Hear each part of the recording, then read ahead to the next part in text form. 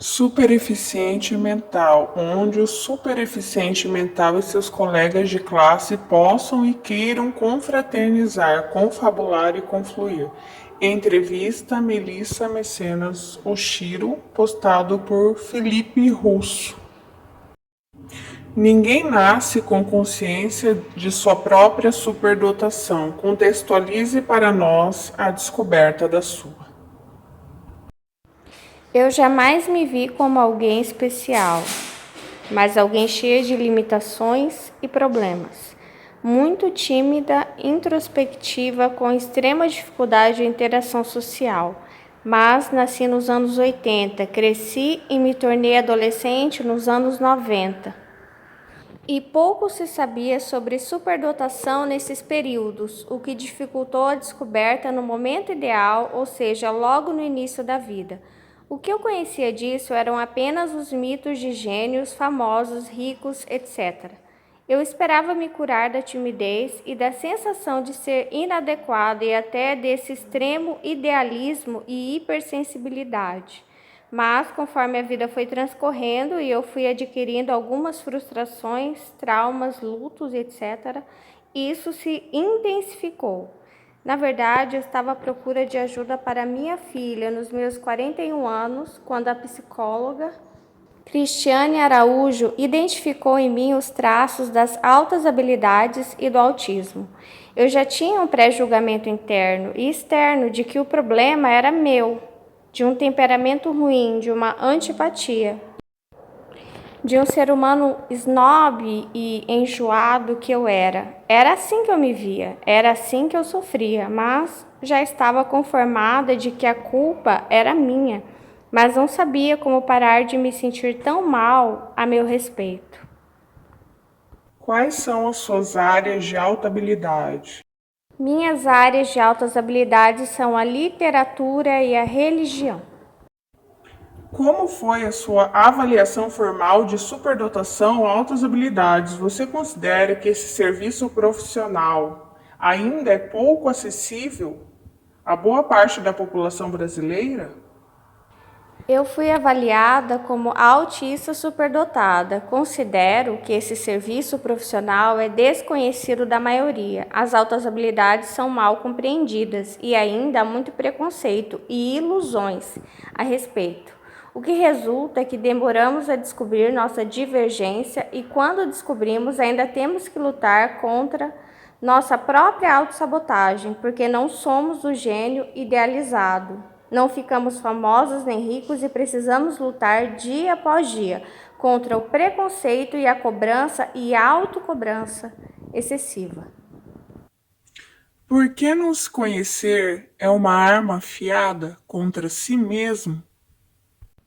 Porque quando você não sabe quem é, não entende suas necessidades, tenta se identificar com a maioria, começa a autossabotagem, a se culpar excessivamente, fica triste, pode entrar em depressão. E tudo isso poderia ter sido evitado se eu soubesse desde cedo que as minhas necessidades sempre serão diferentes das outras pessoas e está tudo bem. Explique o seu entendimento sobre o tabu em relação às pessoas com neurodivergências, tais como autismo, altas habilidades ou superdotação e múltiplas condições. Depois que eu tive o diagnóstico de autismo e altas habilidades, ficou mais fácil de entender porque eu era tão diferente das outras pessoas. E entendi que eu sempre vou precisar viver de um modo diferente para ser feliz, que me fingir de outra pessoa não vai funcionar, pois é autodestrutivo. Não posso escolher quem eu sou. Algumas coisas nunca serão para mim, como me sentir idêntica ou confortável em público. Mas saber quem eu sou, ressignificar o passado, não foi suficiente. O diagnóstico me trouxe cobrança e aflição, principalmente quanto às altas habilidades, porque não me identifico em nada com o mito do gênio.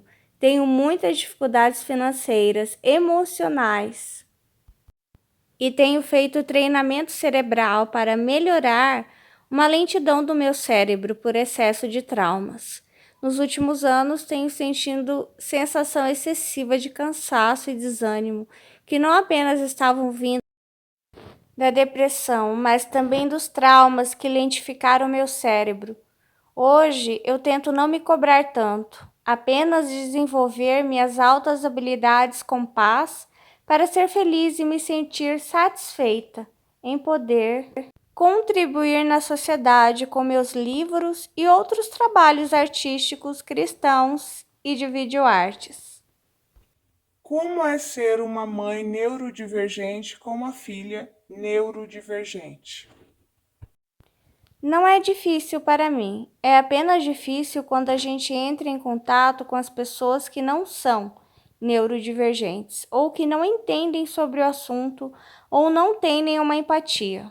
Mas depois do diagnóstico, passamos a ter mais contato com outras mães e crianças neurodivergentes, e isso é muito bom, com profissionais que sabem nos ajudar também. De repente, o mundo não é mais nosso inimigo e nós não somos culpados de nada, somos apenas diferentes. Você ou algum membro de sua família faz uso de algum acompanhamento psicológico? Em caso positivo, fale como isso funciona para você. Sim, minha filha e eu fazemos acompanhamento psicológico. É extremamente importante porque eu pouco sei sobre o assunto.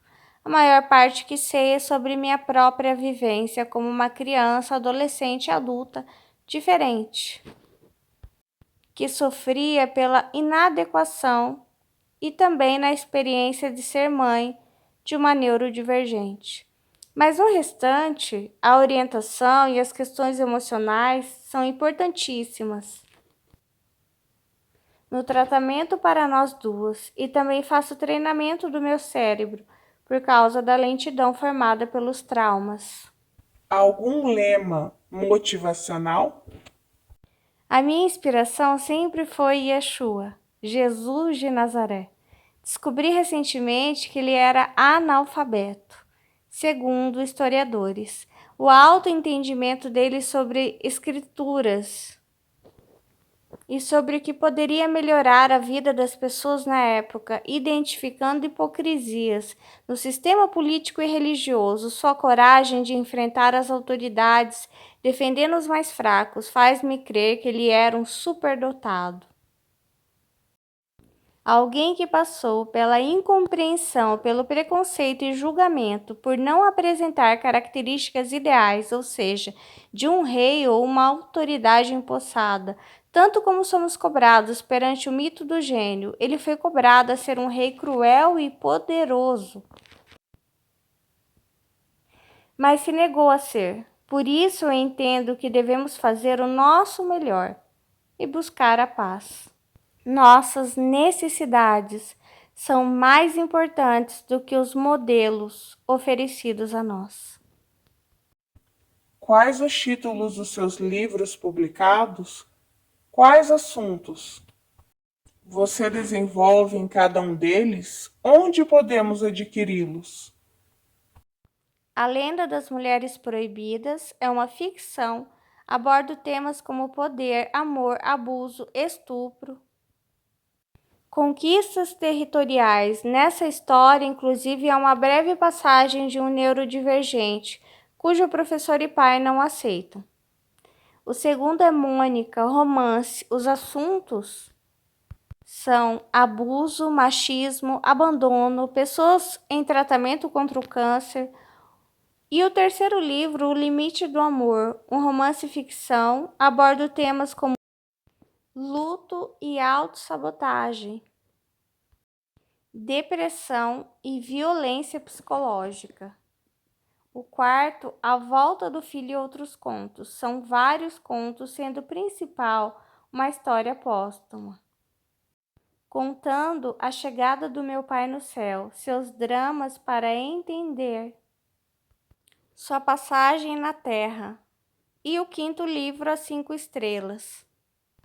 É um romance onde abordo temas de altas habilidades sem saber que estava falando disso, porque escrevi antes de saber do tema e mesmo do meu diagnóstico. Eu o chamo de estrelas no livro. Falo sobre os decassegues, trabalhadores brasileiros no Japão. Autossabotagem, doenças psicossomáticas, luto e a decepção da personagem principal com a fama. Os livros estão à venda na Amazon e no site da editora Life. Algum recado para a galera? Sim, eu gostaria de agradecer você por estar aqui como neurodivergente em busca de entender melhor a sua história através da minha. Eu espero poder ajudar você a não se cobrar tanto, a ter mais paciência consigo mesmo, porque tudo vai passar, tudo há de melhorar. Na compreensão de que não existe erro, fomos feitos assim porque temos algo único a dar ao mundo, nossa alta habilidade, de maneira a trazer alguma doçura ao mundo, alguma luz sobre as escuridões, posicionando-se como alguém que exige respeito, mas também esclarece com gentileza a quem não faz a menor ideia do que é ser diferente. E sofrer com isso. Nós podemos ajudar os futuros filhos divergentes desses não neurodivergentes. Se você não é um neurodivergente, eu te agradeço mais ainda por ter lido a minha história, escutado a minha história, porque isso te capacita a tornar o mundo menos hostil. Há muitos de nós que estão sofrendo muito agora ou sofrerão futuramente. Desconfio que meu pai era um neurodivergente, com muitos sofrimentos e diferenças durante a vida, mas não teve diagnóstico. Muitos de vocês que vieram aqui sem saber nada sobre altas habilidades e autismo podem ter conhecido muitas pessoas e não souberam ajudar. O conhecimento e o amor são a chave não para tornar todos iguais, mas para suprir as diversas necessidades nossas.